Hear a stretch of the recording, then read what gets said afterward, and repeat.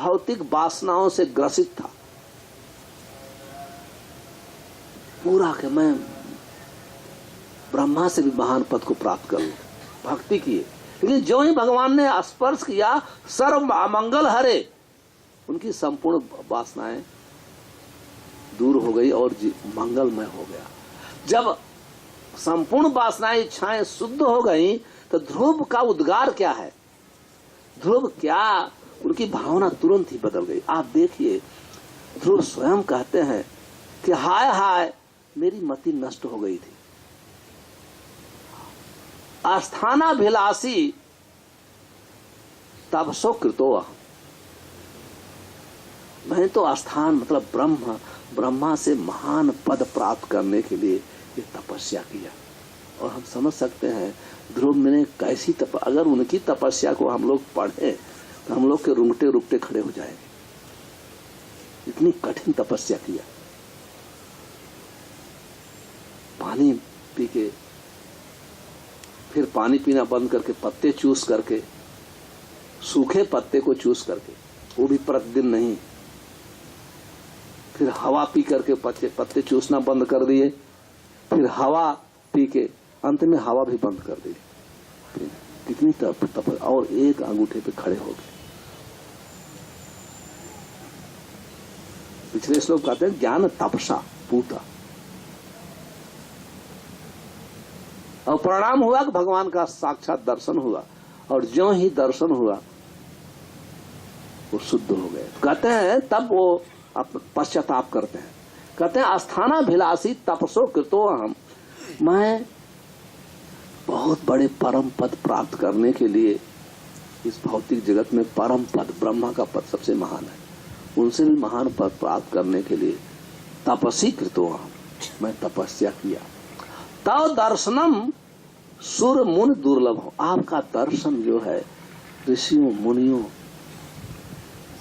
देवताओं के लिए भी दुर्लभ है, लेकिन आपने हमको दर्शन दिया। कांची विचिन्नम अब दिव्य रत्नम, मैं तो ये कांच के टुकड़े के लिए आया था, मैं कांच के टुकड़े के लिए आया था। वो धन दौलत संपत्ति को टूटे हुए कांच से तुलना कर रहे हैं। जब कांच टूटा नहीं है तो आराम से हम उसके साथ उसका उपयोग करते हैं, पानी पीते हैं, सब कुछ कर सकते हैं। लेकिन जब ही टूटता है तो स्पर्श करेंगे तो काटेगा, दुख देगा। लेकिन कहते हैं कि कांची विचिन्नम अपि दिव्य रत्नम स्वामी कृतार्थो बरहम न आछे, हे भगवान अभी हमको कोई वरदान नहीं चाहिए, कोई वरदान नहीं चाहिए। कहते हैं कि भगवान फिर भगवान है तो भगवान वो नहीं चाहते हैं, फिर भगवान ने दिया। हजारों 36,000 साल तक राज्य दिया, और बहुत वो नहीं चाहते थे। वो ध्रुव महाराज क्या चाहते थे, वो कुछ भी नहीं चाहते थे। ध्रुव महाराज कहते हैं भक्ति मुहुम प्रवहताम तव त्वयि में मुकुंदे, हे मुकुंद जहां आपकी भक्ति प्रवहताम भक्तों के मुख से बह रही है, जहां भक्त आपका वर्णन कर रहे हैं, अमला सयानम, मैं वहां, उनका हृदय पवित्र है, मैं वहां जाकर के सुनना चाहता हूं, उनका संग करना चाहता हूं। उस अवस्था में जब तक व्यक्ति भक्तों के मुख से कृष्ण कथा का रसास्वादन नहीं करता है, कृष्ण कथा का अर्थ है कृष्ण की वाणी, भगवत गीता। कृष्ण कथा का दूसरा अर्थ है श्रीमद् भागवतम। कृष्ण भगवत गीता कृष्ण कथा है, कृष्ण के मुखारबिंद से प्रकट हुई है, और श्रीमद् भागवतम कृष्ण कथा है, भगवान कृष्ण के विषय में भक्तों के मुंह से निकली हुई वाणी है।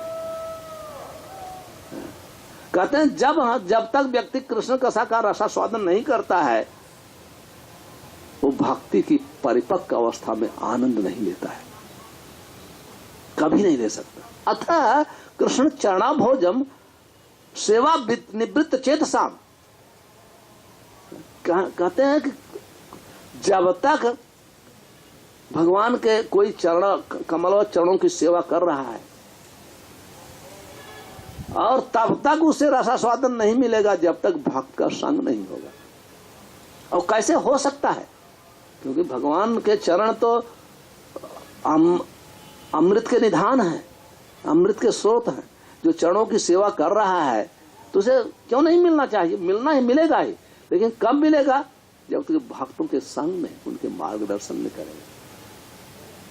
तो कहने का अर्थ यह है कि ध्रुव महाराज एक उदाहरण है, ऐसे उदाहरण हैं कि वो भौतिक इच्छा को के कारण भगवत भक्ति किए, लेकिन वो नहीं चाहते थे, वो वैकुंठ लोक नहीं चाहिए था, इस भौतिक जगत में ब्रह्मा से महान पद चाहिए था, लेकिन न मांगते, वो नहीं चाहते थे, फिर भी भगवान ने उनको परम पद दिया।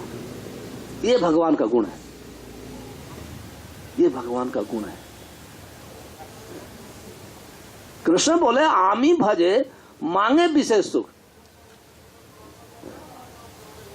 कहते हैं जो मेरी विशेष सुख के लिए मेरी भक्ति करता है यही मूर्ख है, ये तो मूर्ख है। मैं विषय वासनाओं को भुलवा देता हूं, फिर अपने चरण में देता हूं। लेकिन ध्रुव का उदाहरण अलग है। भगवान ने पूरा आनंद लीजिए। और ध्रुव महाराज सालों तक 36,000 साल तक राज्य करने के पश्चात भी, क्योंकि भगवान का दिया हुआ है राज्य था, इसलिए माया में नहीं पड़े। मृत्यु के सर पे पैर रख करके भगवान के धाम चले गए। भगवत भक्ति का ये लाभ है। तो यहां कहते हैं कि ये यथा मान, जो हमारे शुद्ध भक्त हैं वो अलग अलग भाव के अनुसार मेरी भक्ति करते हैं। प्रभुपाद जी तात्पर्य वर्णन करते हैं, कोई दास्य रस में, कोई साख्य रस में, कोई वात्सल्य रस में, कोई माधुर्य रस में। तो भगवान ये यथा माम प्रपद्यन्ते, भगवान जीव के भाव के अनुसार। वास्तव में कोई भी जीव, तो हर जीव भगवान के साथ, हर जीव का संबंध है दासता के रूप में है। तो जब हम कहते हैं कि दास रस, सख्य रस, वात्सल्य रस, माधुर्य रस, तो दासता प्रगाढ़ होती जाती है, गाढ़ी होती जाती है। जैसे गन्ने का रस है, जब गन्ने का रस है फिर उसको हम उबालते हैं, तो हिंदी में जब उबालते हैं तो राब बनता है। राब का अर्थ है रस गाढ़ा हो जाता है, गुड़ नहीं बना है, गुड़ बना नहीं है, गुड़ बनने के पहले की स्थिति को राब कहते हैं। तो रस से अधिक मीठा होता है। फिर जब गुड़ बनता है तो उससे भी मीठा होता है, उससे भी मीठा होता है। तो कहने का अर्थ है कि जीव भगवान का सेवक है, जब सेवा कर रहा है, जब मित्र बनता है तो उसकी सेवा और गाढ़ हो जाती है, गाढ़ हो जाती है। क्योंकि जब सेवक है तो मास्टर से सेवक सब चाहिए, उसको कुछ चाहिए, हमेशा चाहिए, कुछ न कुछ चाहिए। लेकिन जब वो मित्र बनता है तो कुछ देता है और लेता है, देता है लेता है, वो सेवा कर रहा है। जब वो माता पिता बनता है तो लेने का प्रश्न नहीं होता है, केवल सेवा ही करता है, देता है, देता है। जब जीव भगवान का प्रेमी बनता है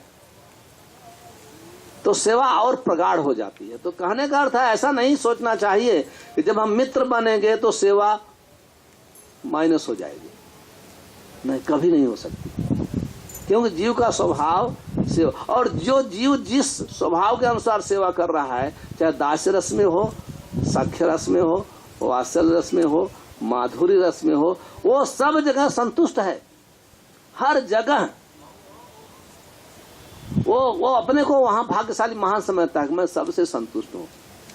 वो कभी तुलना नहीं, वो जब इस प्रकार का भाव उपस्थित होता है तो कितना भी उसे कन्विंस किया जाए कि ये रस महान है, लेकिन वो जीव जिसमें जो रस है उसमें वो संतुष्ट है, उसका रसास्वादन कर रहा है। उदाहरण है चैतन्य चरितामृत में उदाहरण दिया गया है। ऐसे भी जो एक बार सनातन गोस्वामी, रूप गोस्वामी, और दो उदाहरण हैं। और सनातन गोस्वामी, रूप गोस्वामी उत्तम है, 3 भाई थे। तो उत्तम वो भगवान राम के भक्त थे। तो एक बार सनातन गोस्वामी और रूप गोस्वामी ने अपने छोटे भाई अनुज की परीक्षा लेने के लिए कहा कि हम दोनों भाई राधा कृष्ण की भक्ति का रसास्वादन करते हैं और भगवान राधा कृष्ण की भक्ति पूर्ण रूपेण रसमयी भक्ति है, माधुरीमयी भक्ति है। तो आप भी हमारे साथ जुड़ जाओ, तो हम तीनों भाई साथ में हमेशा कृष्ण कथा करेंगे, श्रवण कीर्तन करते हैं। आप भगवान राम उधर अलग से आप करते हो, तो हम तीनों भाई को अलग अलग मत हो जाता है। तो क्योंकि वो अनुज थे, बड़े भाई थे, तो बोलते भ्राता से ठीक है, आप हम लोग कृष्ण मंत्र की हमको दीक्षा दीजिए और हम राधा कृष्ण की भक्ति करेंगे। क्योंकि बार बार आग्रह करते थे ऐसे, हालांकि उनकी परीक्षा लेने के लिए।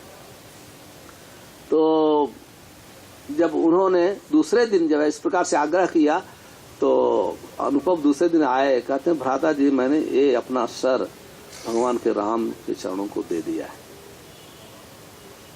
रात भर सो नहीं सके, क्या मैं कैसे राम को छोड़ सकता हूं। इतने संतुष्ट थे।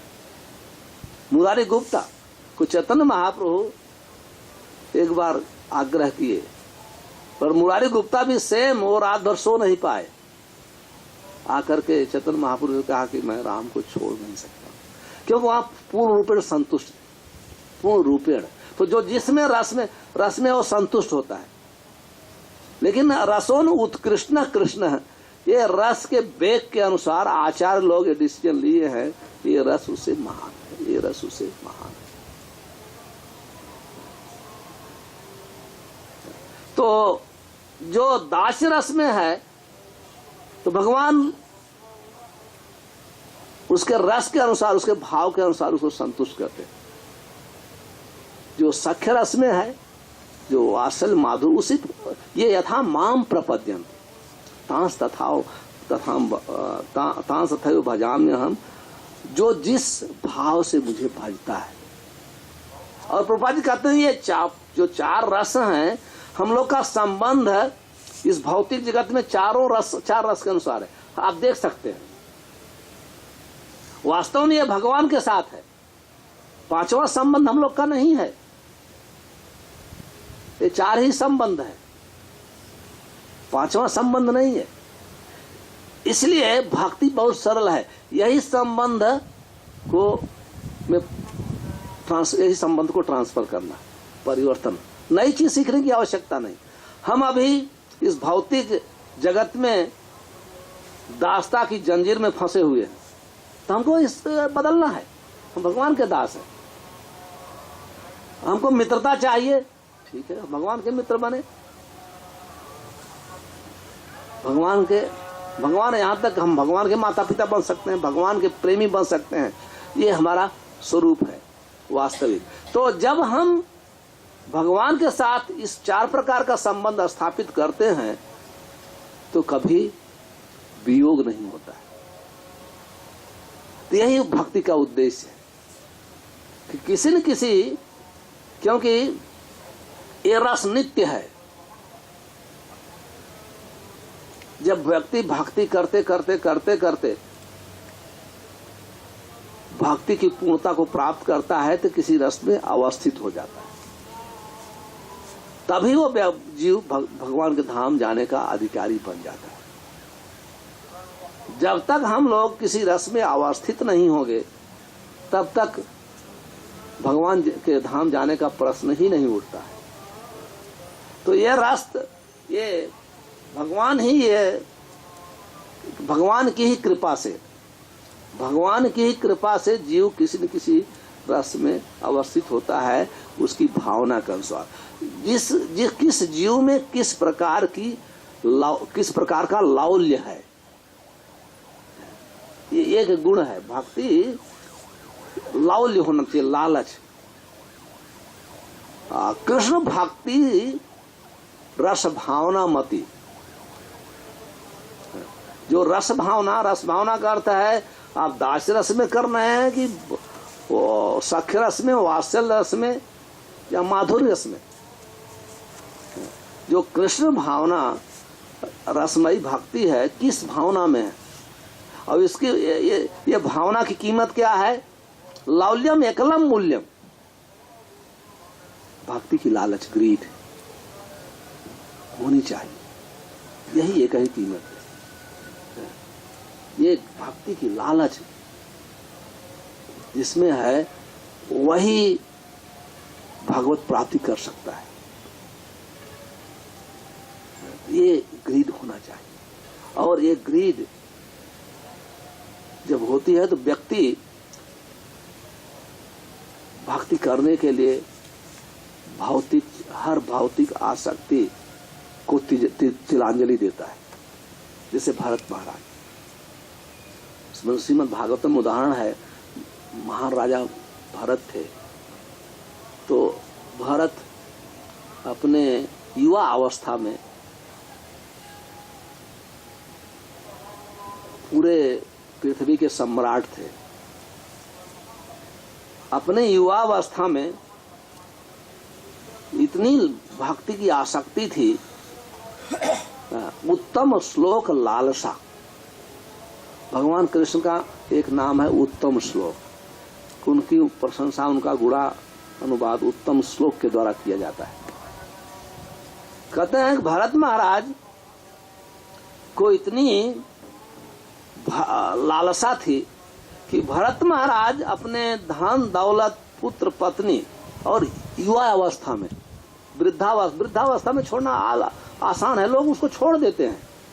वो आदमी चल नहीं पाता है, बैठ नहीं सकता है, भोजन नहीं कर सकता है, वो उसके परिवार के लोग थक जाते हैं, लेकिन किसी ने मजबूरी बस उसकी सेवा तो आजकल नहीं करते हैं, ओल्ड हाउस में डाल देते हैं, कहीं कहीं कर देते हैं, लेकिन कोई सेवा भी करते हैं, मजबूरी बस करना नहीं चाहते हैं। तो कोई वृद्धावस्था में 50 साल के बाद, 75 साल के बाद वानप्रस्थ संन्यास है, तो उसमें कोई महान बात नहीं है। उस समय तो ऐसे ही वानप्रस्थ हो जाता है। लेकिन भारत महाराज 25 साल की उम्र में अपनी ऐसा राज्य हृदय स्पर्श है, वो सबके हृदय को स्पर्श करने वाला राज्य, इतना महान राज्य, सुंदर पत्नी बच्चे को कैसे छोड़ दिया। जहाउ मलवत उत्तम श्लोक लालसा। मलवत जैसे आदमी मल त्यागता है, स्टूल पास करता है टॉयलेट में, तो वहां कोई रोता नहीं है कि ओ हो हम तो दुखी हो गए। वो संतोष, उसको संतुष्ट होता है मल त्याग करके। और जो नहीं त्याग करता दवा भी लेके त्याग करना पड़ता है कि नहीं। तो उसी प्रकार से भारत महाराज वो उत्तम श्लोक लालसा। तो कहने का अर्थ है भक्ति की महिमा को समझ करके हमें भक्ति करने के लिए समय निकालना चाहिए, अपना धन का उपयोग करना चाहिए, अपनी बुद्धि का उपयोग करना चाहिए, भागवतम पढ़ना चाहिए, समय निकाल करके, बचा करके। ये मेरे कहने का अर्थ नहीं है कि सब कुछ समय बचा के, क्योंकि हम लोग बहुत अननेसेसरी समय व्यर्थ बिताते हैं। अगर अध्ययन किया जाएगा, ऐसा नहीं कि हम हर अपने 24 घंटे का सदुपयोग ही कर रहे हैं, नहीं। तो एटलीस्ट जो दुरुपयोग कर रहे हैं उसका सदुपयोग करना, वो बचे। जो आप अपने ऑफिस में, फैक्ट्री में, बिजनेस में कार्य करते हैं, अगर उस समय महाराजा भरत जैसे बैराग, क्योंकि अभी तो कहेंगे तो बैराग की बात सिखा रहे हैं, कल से नौकरी बंद करना पड़ेगा बच्चे स्कूल कैसे जाएंगे। नहीं, ठीक है, वो ऐसा बैराग की आवश्यकता नहीं है। एटलीस्ट जो हमारा व्यर्थ समय जा रहा है, ऐसे समय को बचा करके हमारा बुद्धि का उपयोग करना है भगवद्गीता पढ़ने में, भागवतम पढ़ने में, जिह्वा का उपयोग करना है भगवान के नाम का जप करने में, समय का उपयोग करना चाहिए, भक्तों का संग करना चाहिए। इस प्रकार से हम अपने समय बचा करके, क्योंकि भक्ति के लिए समय चाहिए, समय के बगैर कोई भक्ति नहीं कर सकता है। माला जप करना है, रूपा जी 16 माला बताते हैं, 2 घंटे तो चाहिए। भागवतम पढ़ना है, एटलीस्ट भागवतम भगवद्गीता एटलीस्ट कम से कम 1 घंटे तो पढ़ना चाहिए। अगर प्रतिदिन न हो सके यदि, तो एटलीस्ट वंस ए वीक, रविवार को दिन भक्तों का संग तो चाहिए, श्रवणम कीर्तनम। इसके लिए समय चाहिए ना। तो कैसे समय मिलेगा? बचाना पड़ेगा, क्योंकि जो हमारा समय अननेसेसरी व्यतीत हो रहा है, तो ऐसे समय को निकाल करके ये जो श्रवणम कीर्तनम विष्णु स्मरणम पाद सेवनम वंदनम दास्यम सख्यम आत्मनिवेदनम, जो 9 प्रकार की भक्ति है, तो अपनी रुचि के अनुसार श्रवण और कीर्तन के साथ किसी किसी अंग को प्रधानता देते हुए भक्ति करना चाहिए। तो यहाँ भगवान कहते हैं ये यथा माम प्रपद्यन्ते तांस तथैव भजाम्यहम्। कहते हैं कि जो व्यक्ति यहाँ ज्ञानी, स्पेशली श्री विश्वनाथ चक्रवर्ती ठाकुर का ये कमेंट है, भावार्थ है, टीका है, कि वो कहते हैं कि इसमें तो क्या बड़ी बात, आपके एकांतिक भक्त तो स्वाभाविक रूप से आपके साथ प्रति आकर्षित हैं और श्रवण कीर्तन करते करते करते करते वो आपके धाम जाते हैं, किसी न किसी रस में अवस्थित हो जाते हैं। लेकिन जो ज्ञानी हैं, जो कर्मी हैं, जो योगी हैं, वो सभी लोग आपके प्रति आकर्षित हैं, तो आप उनको क्या फल देते हैं? उनकी क्या गति एक ही जैसी होती है कि अलग होती है? जहां कहते हैं नहीं, एक जैसी नहीं होती है। भक्तों की गति अलग होती है, ज्ञानियों की अलग होती है, कर्मियों की अलग होती है, योगियों की अलग होती है। लेकिन जो उत्तम गति है, जो भगवान चाहते हैं, भगवान चाहते हैं, वो गति भक्तों की होती है। क्योंकि जो भगवान हैं वो चाहते हैं कि हमारे भक्त हमारे पास आए। माम एकम शरणम ब्रज, केवल मेरी शरण ग्रहण करें।